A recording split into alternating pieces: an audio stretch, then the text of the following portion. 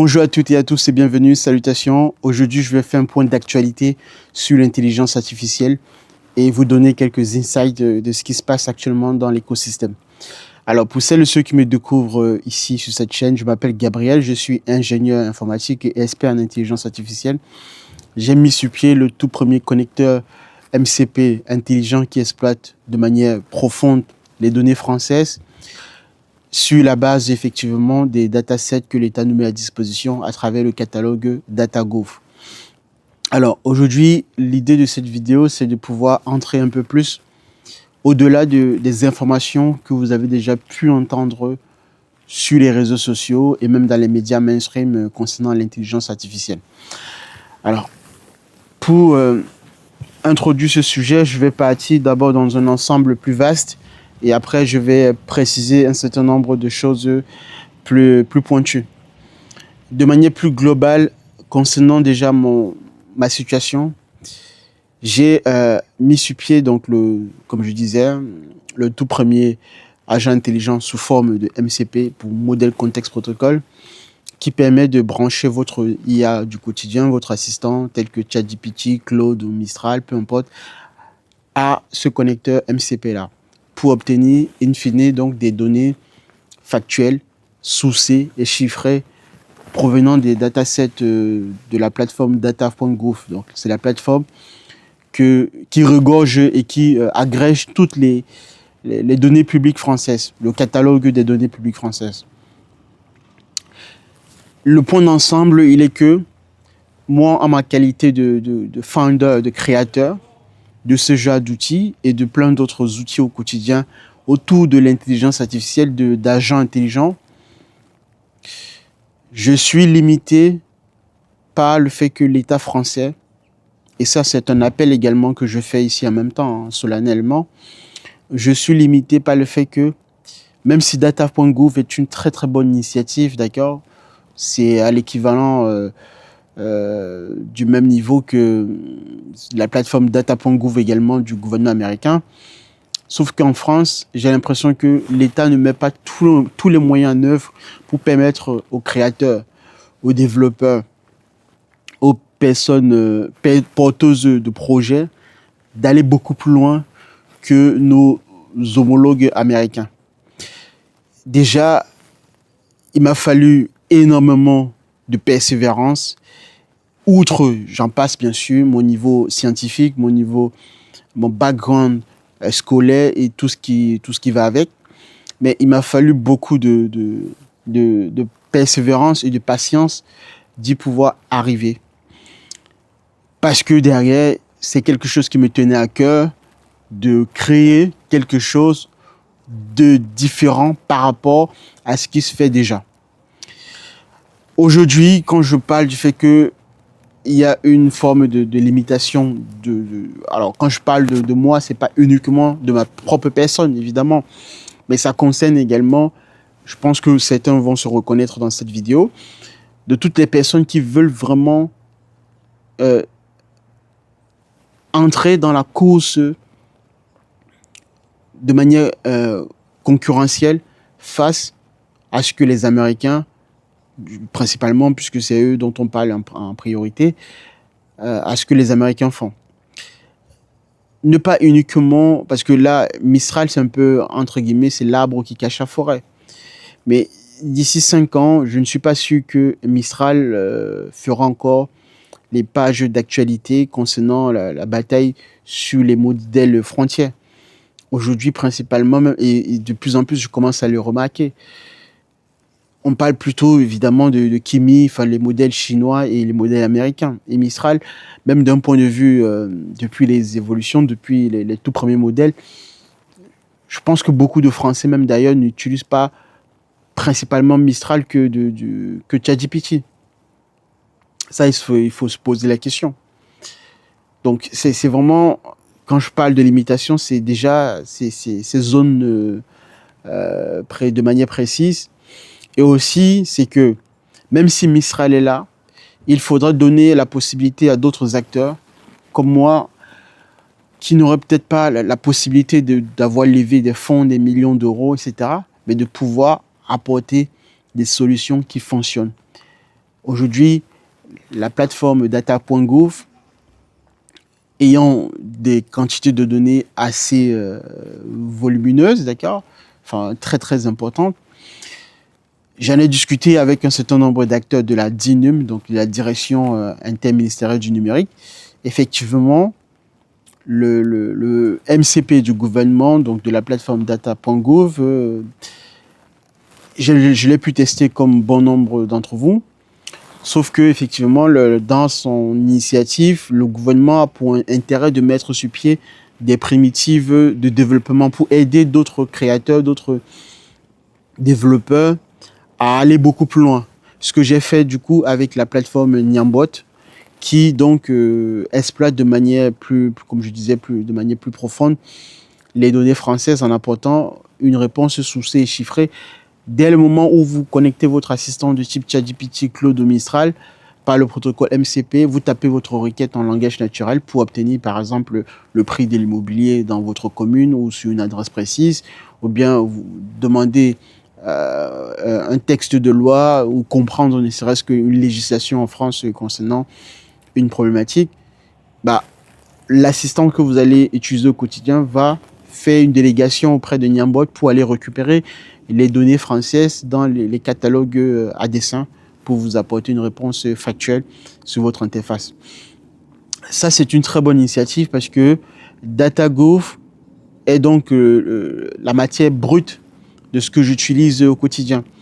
Mais maintenant, je vais aller, donc je continue bien sûr ma lancée pour aller beaucoup plus loin que il ne faut pas, je ne me limite pas uniquement qu'à data.gouv, évidemment, mais c'est ça justement le cœur du problème que je m'apprête à énoncer, c'est que si je me limitais uniquement à data.gouv, je ne serais pas aujourd'hui là où j'en suis avec ce connecteur-là, qui est un bijou de technologie et qui vraiment est en mesure d'adresser quasiment toutes les problématiques et thématiques en France concernant tous les domaines quasiment, l'industrie, le transport, la santé, les risques, voilà, le territoire, la population, la démographie.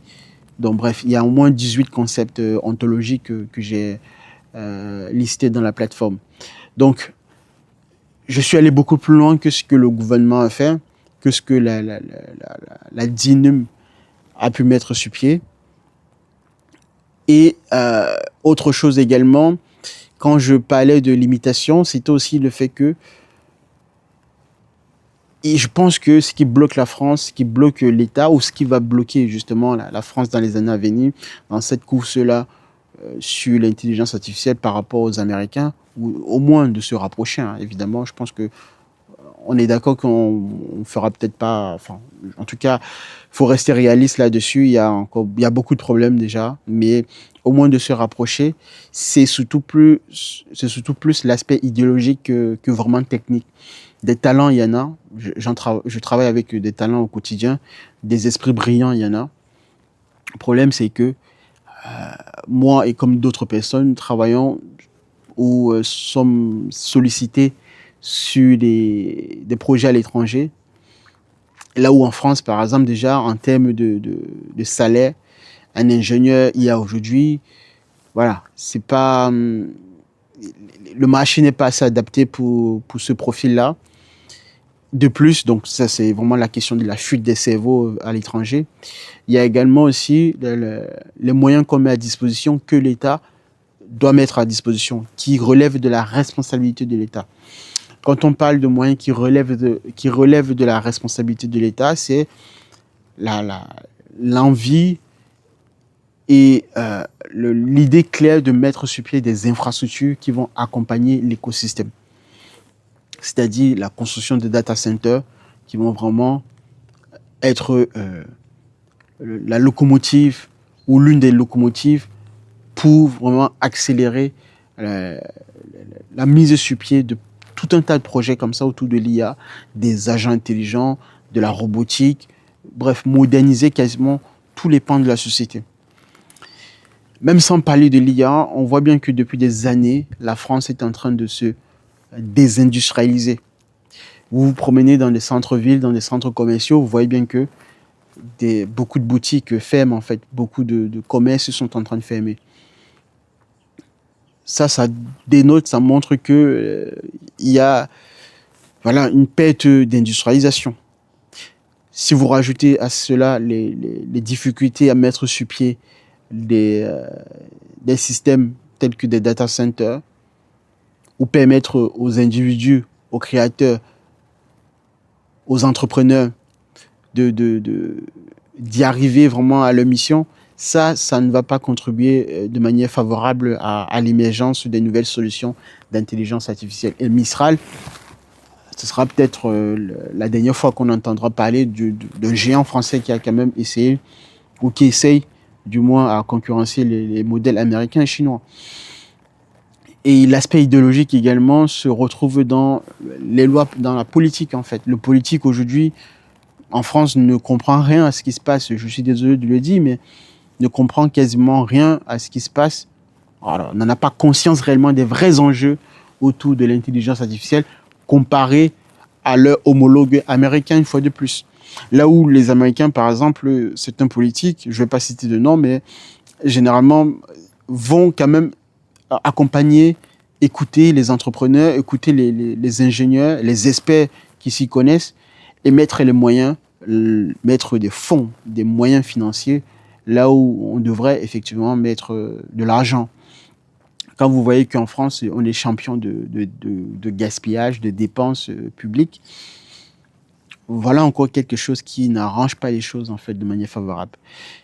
Et en matière d'intelligence artificielle aujourd'hui, il faut mettre le paquet là où des personnes comme moi et d'autres individus qui pensent réellement à la question, qui ont des compétences techniques et vraiment pointues dans le domaine.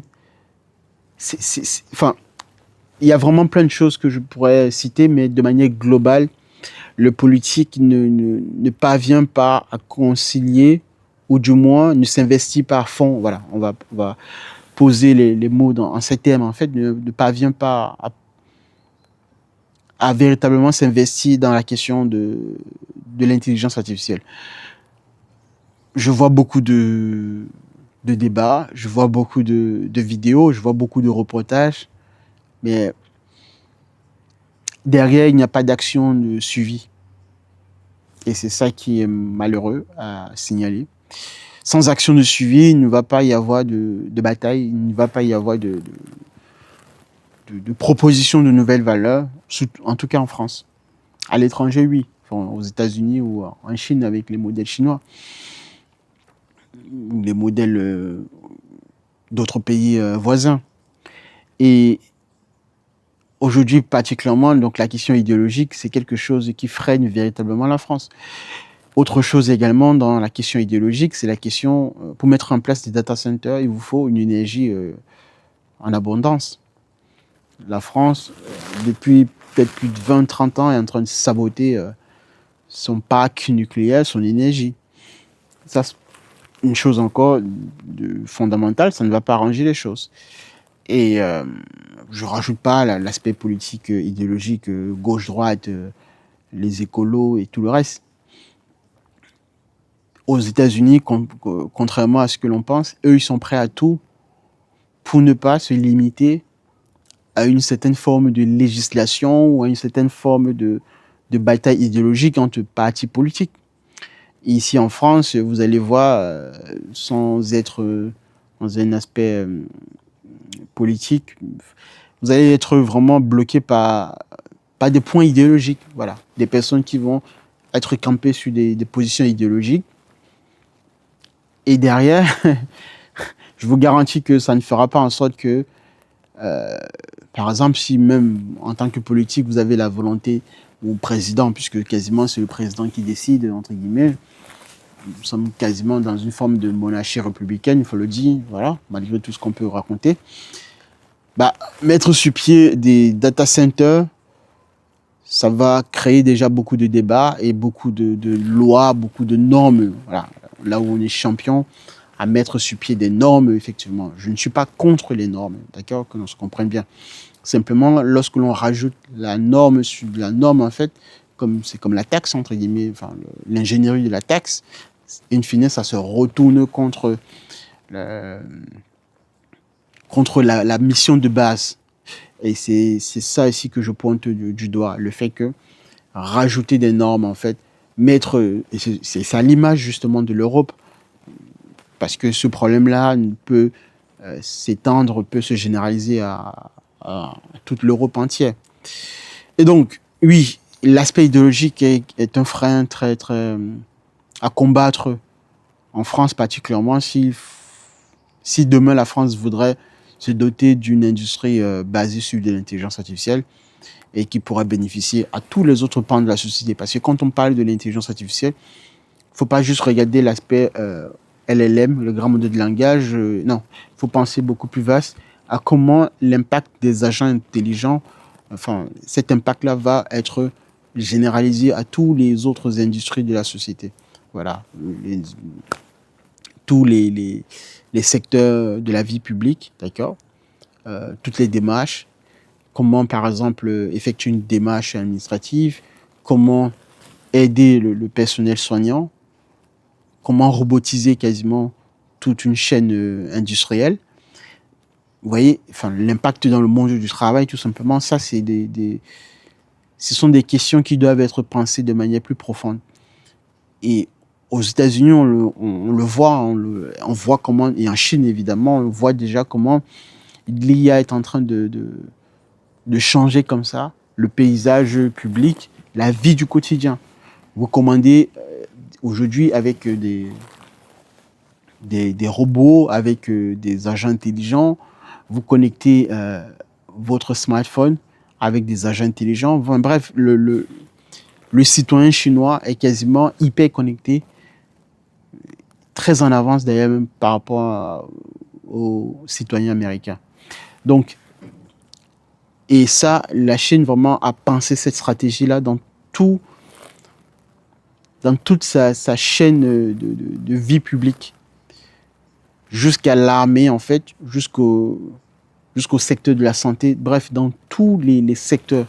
Et c'est ça qui fait que la Chine, un tout petit peu pour moi, et légèrement pour moi, en tout cas en termes de progression, beaucoup plus en avance que même les Américains. Parce que eux également, ils ne vont pas lésiner sur les moyens énergétiques d'aller profiter comme ça aussi dans un aspect géopolitique avec d'autres États sur les terres rares pour maîtriser effectivement tous les procédés qui vont contribuer à la création de nouveaux data centers et de nouveaux moyens d'atteindre des statistiques de calcul très avancées dans le matériel informatique, d'accord.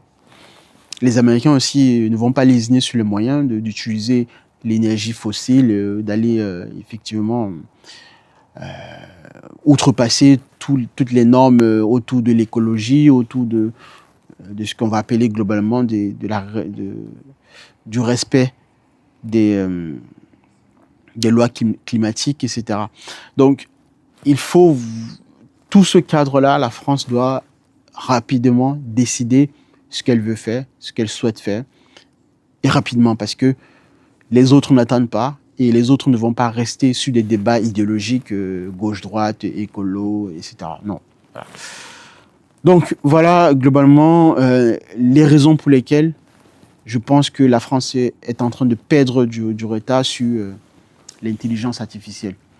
Autre chose également, et je vais terminer là, c'est que vous pouvez déjà vous connecter, donc vous pouvez déjà connecter Niambot sur votre assistant IA que vous utilisez au quotidien, que ce soit ChatGPT, Claude ou Mistral pour la plupart, et même Gemini.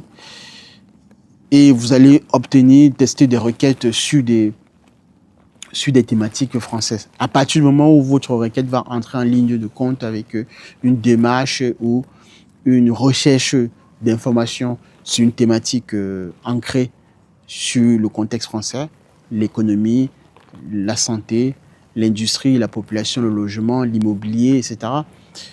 Votre assistant va faire appel à Niambot pour aller récupérer les informations dans le catalogue des données publiques françaises et vous l'affichez sur votre interface, sur votre écran.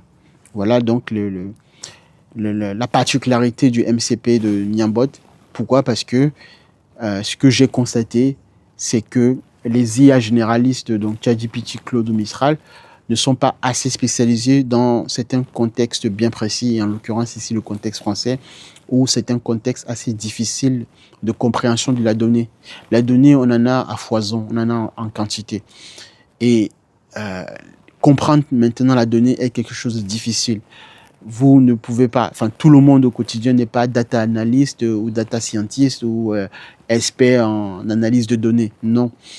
Ce que j'ai donc permis, c'est que ce connecteur-là vous permet d'obtenir directement votre réponse en langage naturel, d'accord, mais en faisant derrière le travail d'un data analyst ou d'un expert en interprétation de données à travers votre écran, votre agent intelligent que vous utilisez. Et donc, voilà mon message global.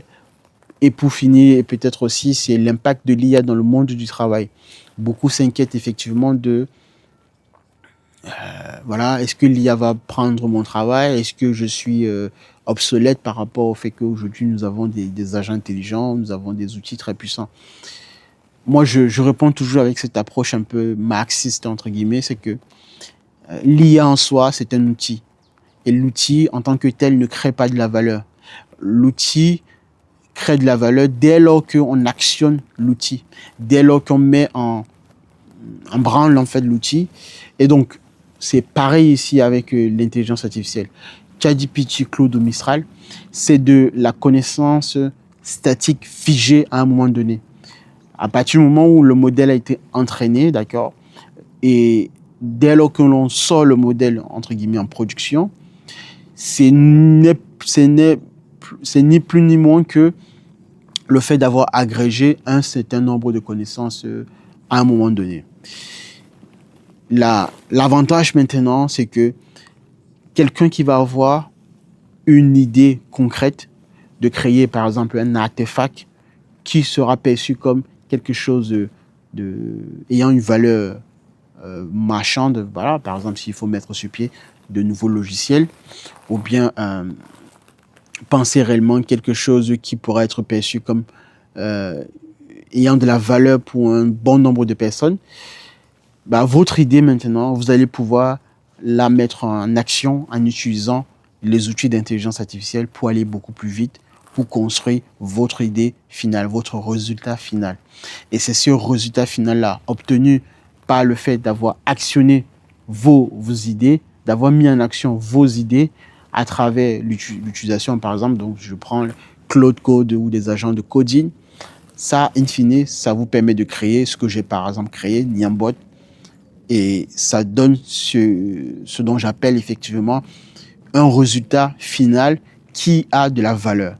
Mais si vous n'êtes pas capable de penser une idée en amont, d'avoir un cas concret, un problème réel à résoudre dans la vie du quotidien de quelqu'un, bah, ChatGPT, Claude ou Mistral, à la limite, ça vous sert uniquement à corriger vos fautes de grammaire ou d'orthographe, mais in fine, ça ne pourra pas réellement en soi vous remplacer.